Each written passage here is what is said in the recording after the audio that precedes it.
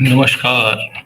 चुनाव आयोग ने 12 राज्यों में विशेष पुनरीक्षण मतदाता सूची के लिए अभियान जारी किया है, जिसको शुरुआत जो है वो 4 नवंबर से हो चुकी है। इसके अंतर्गत सभी मतदाताओं के घर बीएलओ आएंगे और उनको उनके वोटर आइडेंटिफिकेशन को करेंगे।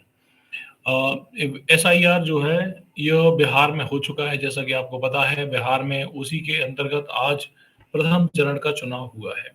एसआईआर के बाद जो चुनाव हुआ है उसमें लगभग वोटिंग परसेंट 60% गया है, जबकि पिछला 50% के लगभग था। तो 10% वोटिंग अभी बढ़ी है। अभी ये शुरुआती आंकड़े हैं। 7:30 बजे चुनाव आयोग प्रेस कॉन्फ्रेंस करेगा। उसके बाद हमें फाइनल जो टर्नआउट के आंकड़े हैं वो दिखाई देंगे और उनकी जानकारी हमें मिलेगी। चुनाव अब जिन राज्यों में है आगामी 2-3 सालों के अंदर, अब वहाँ एसआईआर की शुरुआत कर दी गई है। जिन 12 राज्यों में एसआईआर की जानी है उसमें पश्चिम बंगाल, केरल, तमिलनाडु, पुडुचेरी, यूपी, राजस्थान, गोवा, लक्षद्वीप, छत्तीसगढ़, गुजरात, मध्य प्रदेश, अंडमान निकोबार द्वीप समूह शामिल हैं। अब इन राज्यों में कब क्या होना है, कैसे होना है, इस पर हम चर्चा करते हैं। सबसे पहले ये टोटल 7.5 करोड़ वोटर हैं।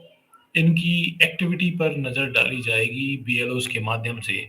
बीएलओ मैदान में उतरेंगे, घर-घर जाएँगे, वोटर से संपर्क करेंगे, उनसे एसआईआर संबंधी जो दस्तावेज़ हैं वो लिए जाएँगे, उनसे फॉर्म भरवाए जाएँगे। मतदाता चाहे तो खुद अपने पुराने रिकॉर्ड को लिस्ट voters.eic.gov.in पर जाकर चेक कर सकता है। चुनाव आयोग यह सुनिश्चित करना चाहता है कि जो भी वोट देने योग्य व्यक्ति है, वो अपना वोट डालना सुनिश्चित करे, उसका नाम गलती से भी ना हट पाए। हर संशोधन या हर चुनाव से पहले इसको किया जाता है, लेकिन यह जो एसआईआर है, यह 2003 के बाद हो रहा है। तो इसमें 2003 को आप प्रमुख बिंदु मान के चलिए, क्योंकि 2003 की जो वोटर लिस्ट है, उसको ही बेस बनाकर इसे किया जा रहा है। अगर आपका नाम 2003 की वोटर लिस्ट में था या 2003 के पहले आपके नाम जो है वो वोटर लिस्ट में था, तो आपको इस दौरान कुछ नहीं करना है, केवल उस मतदाता सूची की फोटोकॉपी जो पोर्टल पर उपलब्ध है उसको बीएलएस को देना है और इसके अलावा उसमें कोई दस्तावेज नहीं जाना। यदि आपका नाम 2003 के बाद वोटर लिस्ट में जुड़ा है, तब उस स्थिति में आपको अपने माता-पिता का वोटर आईडी कार्ड, जो कि 2003 के पहले की उसमें होगा, तो उन माता-पिता का वोटर आईडी, वो 2003 की वोटर्स लिस्ट जिसमें उनका नाम हो, उसके साथ अपने जन्म संबंधी कोई प्रमाण पत्र, Aadhaar card, birth certificate, ration card, कुछ भी एक दस्तावेज आपको लगाना होगा। उसके बाद साथ में आपके एपिक या वोटर आईडी जो जहां आपका नाम है उसकी कॉपी भी देनी होगी। तब बीएलओज उनको रिकॉर्ड को चेक करेंगे और ग्राउंड लेवल पे ही आपका नाम उसमें दर्ज हो जाएगा। अगर कोई गलती है तो उसमें तुरंत सुधार हो जाएगा। नाम सुधार, पते में परिवर्तन होना है तो वो हो जाएगा। ये सब उसमें हो जाएंगे। अब जो 4 नवंबर से 4 दिसंबर हाउस टू हाउस जाकर बीएलओ डिटेल्स को वेरीफाई करेंगे। इसके बाद 9 दिसंबर को पहली वोटर लिस्ट पब्लिश होगी। इस वोटर लिस्ट में 9 दिसंबर से 8 जनवरी के बीच अगर कोई भी दावा आपत्ति है तो उसको दर्ज कराया जा सकता है। 9 दिसंबर से 31 जनवरी तक फेज चलेगा, जिसमें सुनवाई और वेरिफिकेशन होंगे।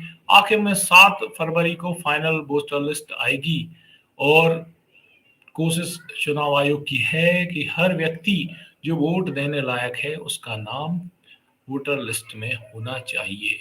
डुप्लीकेसी खत्म हो, पुनरीक्षण का यही एक मेन उद्देश्य है। अब पार्टियों को क्या करना है?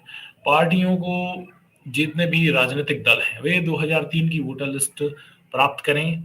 उस वोटर लिस्ट से अपने मतदाताओं को वेरीफाई करा सकते हैं, अपने समर्थकों को, अपने लोगों को उसमें वेरीफाई करें।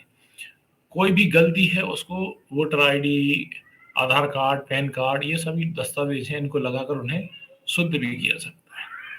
एसआईआर के बारे में आपको एक और इंटरेस्टिंग जानकारी दे दें कि 1951 जब से भारत में चुनाव चालू हुआ है, 2004 के बीच यह 8 बार हो चुका है। तो ऐसा नहीं है कि यह पहली बार हो रहा है, 8 बार पहले भी यह हो चुका है।